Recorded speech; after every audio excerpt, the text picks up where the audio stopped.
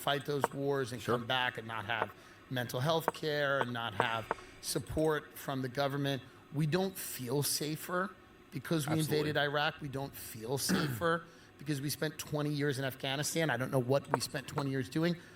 But all the people, the 10 richest counties in America are in Virginia. And there's something interesting about that fact, that all of those people are dependent upon America constantly having enemies. And not like Virginia coal country, right? No. The collar counties around D.C. Yeah, around D.C. And all of these people have an investment in the United States of America continually going to war. Yep. And those are the people who seem to be speaking out the loudest against your candidacy and Trump's candidacy. Exactly. Because you threaten something, a power structure that has been in place for a very long time.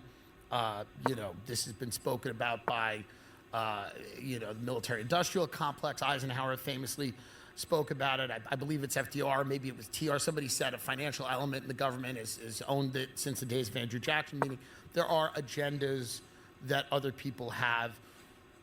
Now, is that why we're seeing people like Dick Cheney and people like Kamala Harris, where you would think they don't have much in common on the same side? Is it because that positioning is so important and integral to the amount of money being made?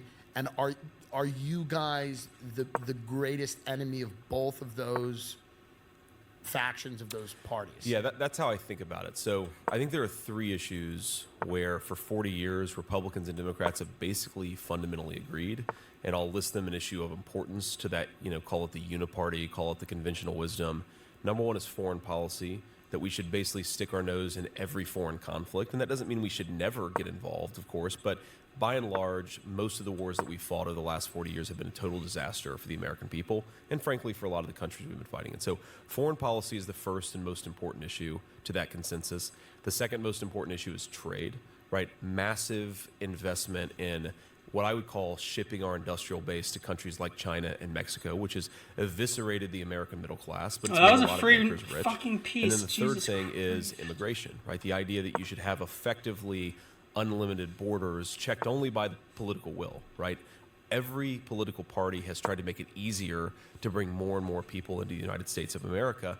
Now, the interesting thing is that on all three of those issues, on immigration, trade, and foreign policy, the American people have consistently been out of step with their leadership, and they keep on not actually having an alternative. Like, who has been the candidate of, free trade is not good for the American middle class? Who's been the candidate of we've got to check our immigration system? Who's been the candidate of stopping the stupid wars? Basically nobody in 40 years, with the lone exception of my running mate, right, of Donald J. Trump. Okay, so that's where we are, and you're right. That's why Kamala Harris and Dick Cheney, and that's why all these people hate him. I think it's interesting, Tim, to think about the motivations here, because 2 years ago, I would have said it's all financial, right? Dick Cheney, he's getting rich from these wars. Kamala Harris's donors are getting rich from these wars, and that's like the only reason why they're supporting them. For what it's worth, I do think there's an element of truth to that, right? Eisenhower warned about this. The military-industrial complex has its own self-fulfilling momentum. But I think there's a second thing that I've picked up on, and a lot of my Senate colleagues disagree with me on foreign policy. They're very good people. There's like this psychological post-World War II, you called it Cold War liberalism, where, these guys remember when America could do anything, right? We were like the agents of peace in some cases we weren't, but we could just fix the world purely through American will, right? And they grew up in that world, and they're having psychological difficulty accommodating to a world where China has gotten more powerful, in part because of their policies. Russia has gotten more powerful, in part because of their policies, and we can't just dictate everything. We can't tell everybody how to behave anymore, because sometimes what happens is we'll try to tell another country what to do, and they'll say this, right? And that's very, very hard for these guys to wake up to the reality that we're in. If we were in what was called a unipolar world, right? America was the only superpower. And we were for a while. We were for a long time. Yeah. Now we're still the lone superpower, but other countries are catching up. And I think the way to preserve our own influence, but more importantly, to preserve the prosperity of our own people, is to recognize the reality that we're living in.